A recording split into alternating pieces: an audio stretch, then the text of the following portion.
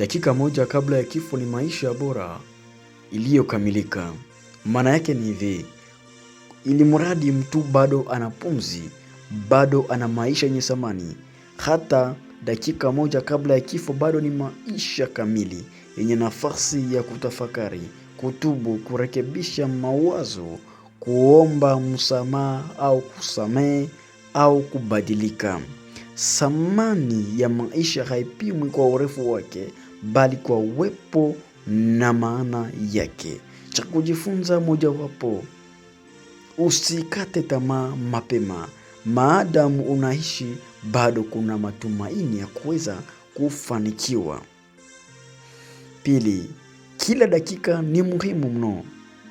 Hata dakika moja inaweza kubadili historia ya mtu au mwelekeo wa maisha yake. Tatu, usiahirishe mambo ya maana. Upendo, msamaha, kufanya mema na kumwabudu Mwenyezi Mungu haipaswi kusubiri kesho.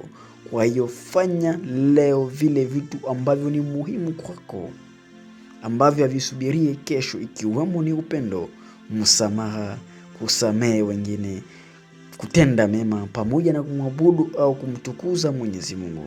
4, heshimu maisha. Maisha ni zawadi ambayo umepewa na Mwenyezi Mungu, yana thamani kuliko kifo. Kwa hiyo kama uko bado mzima, uko hai, ni jambo muhimu. Taka kuishi maisha yenye maana, maisha yenye kuwa na mchango wa watu wanaokuzunguka. Asante kunisikiliza mwanzo hadi mwisho. Jina langu ni Munguiko Kalaba. Kumbuka, ndoto yako inawezekana.